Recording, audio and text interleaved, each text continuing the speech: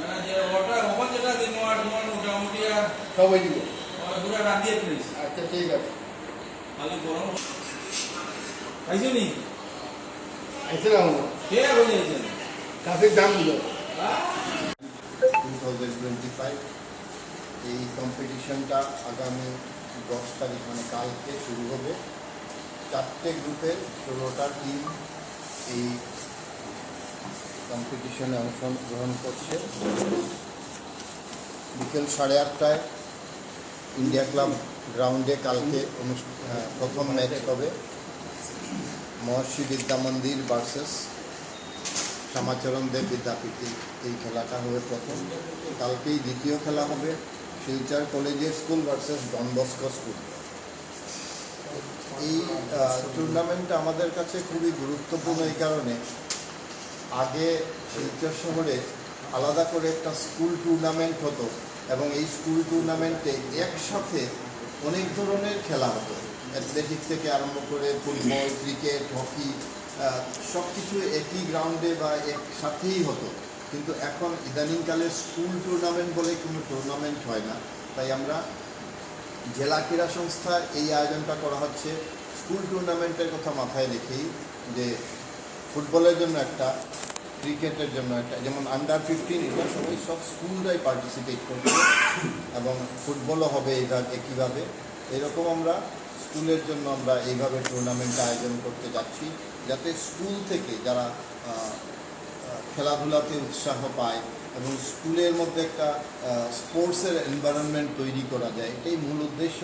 কারণ স্কুল থেকে যদি আমরা সাপ্লাই লাইন পাই তাহলে আমার মনে হয় বেস্ট পসিবল সাপ্লাই লাইন হবে যে কোনো ব্রাঞ্চেই। এবং ক্রিকেটের ক্ষেত্রেও এটা প্রযোজ্য যে স্কুলের যেগুলো রয়েছে প্লেয়াররা খেলবে অতি উৎসাহ নিয়েই ওরা খেলে।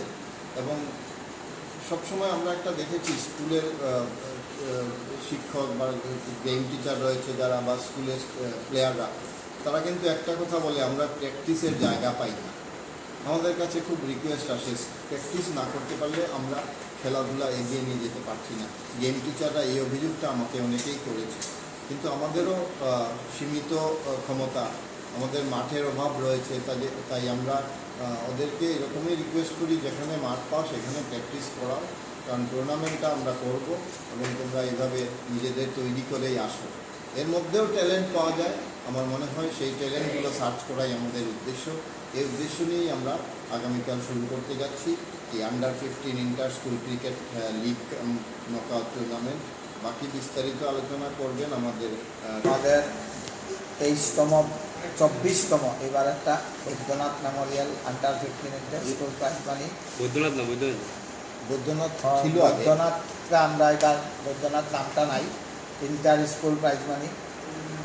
তবে এটা এবার ডিএসএ শিলচর করবে, কারণ যুবসংঘ পত্রিকা গোষ্ঠীর একটু অসুবিধার কারণে ওনারা বলেছেন যে আগামীতে ওনারা করবেন।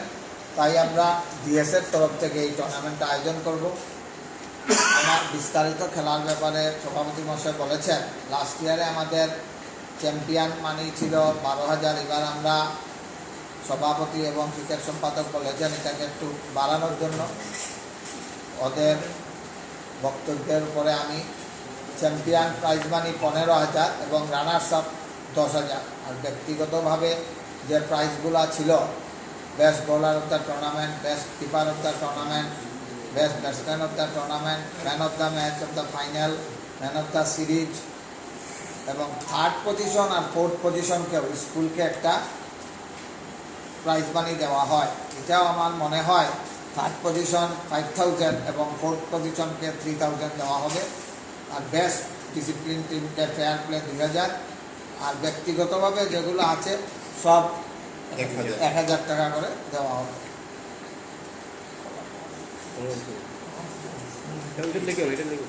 ফোর্থ 3,000 আর 5,000 থার্ড। সেটা শিলচর ডিএসএই এই টুর্নামেন্টটা স্পন্সর করছে, যেহেতু সেক্রেটারি বলেছেন যুবসংঘ পত্রিকা গোষ্ঠীর অল্প অসুবিধার জন্য, বাট ওরা 23 বছর ধরে করে আসছে, আগামীতেও করবে আমরা আশা রাখি। ওরা কথাও দিয়েছেন করবেন, কিন্তু যে হাতে স্কুল টুর্নামেন্টটা বন্ধ না হয় তার জন্য আমরা এই টুর্নামেন্টটা চলে যাচ্ছে এবং সেক্রেটারি মহোদয় আপনাদেরকে বলেছেন যে এইবার প্রাইজ মানিও এবার বাড়ানো হয়েছে এই খেলার জন্য। আশা করি এবার গতবার থেকে এবার আমাদের স্কুলের যে সংখ্যা ওটা বেড়েছে, তার জন্য আমরা এই স্কুল টুর্নামেন্টটা 4 ভাগে ভাগ করেছি। এই লিগ কাম নকআউট প্রতিযোগিতা হবে, 4টা গ্রুপ থেকে 4টা টপ টিম ডাইরেক্ট সেমিফাইনাল খেলবে এবং লিগ পর্যায়ে যেগুলো খেলা হবে, যদি কোনো কারণবশত বৃষ্টিতে খেলা না হয় তাহলে পয়েন্ট ভাগাভাগি হবে। ওইখানে টসের কোনো সিস্টেম নেই এবং খেলাটা হবে 25 ওভারের খেলা, তাতে 7 ওভার রেস্ট্রিকশন থাকবে। আমরা বিসিসিআই যে প্লেইং কন্ডিশন আছে ওটাকে আমরা যেতে পারছি না, কারণ বিসিসিআই প্লেইং কন্ডিশনের মধ্যে মিনিমাম 20 ওভারের খেলা হলেই একটা খেলা হবে। তো আমরা এই যে খেলাটা হবে ওয়ানডে খেলা, ওয়ানডে ফরম্যাটে খেলা হবে 25 ওভারের এবং 6 ওভার মিনিমাম যদি খেলা হয় তাহলে এটা খেলাটা গণ্য বলে ধরা হবে, না হলে ম্যাচটা অ্যাবান্ডেন্ট বলে ধরা হবে এবং পয়েন্ট ভাগাভাগি হবে।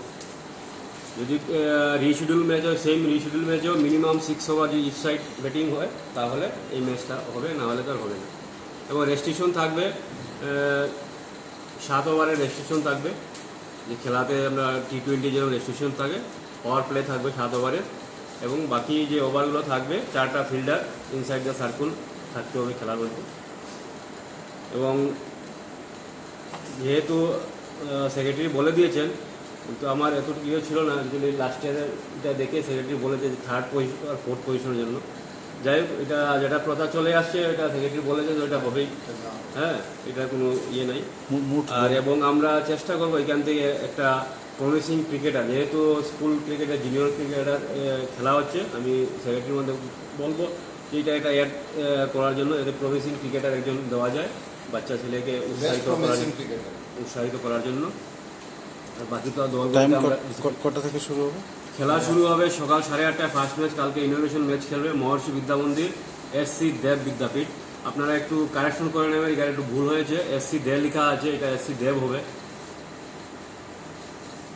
আর 10 থেকে 13 তারিখ পর্যন্ত ইন্ডিয়া ক্লাব মাঠে 2টা করে ম্যাচ হবে এবং 14 তারিখ থেকে আমরা 4টা ম্যাচ রেখেছি, ইন্ডিয়া ক্লাব গ্রাউন্ডে 2টা, DSA গ্রাউন্ডে 2টা, মানে ডেইলি 4টা করে খেলা হবে 14 থেকে আপ টু 18 তারিখ পর্যন্ত।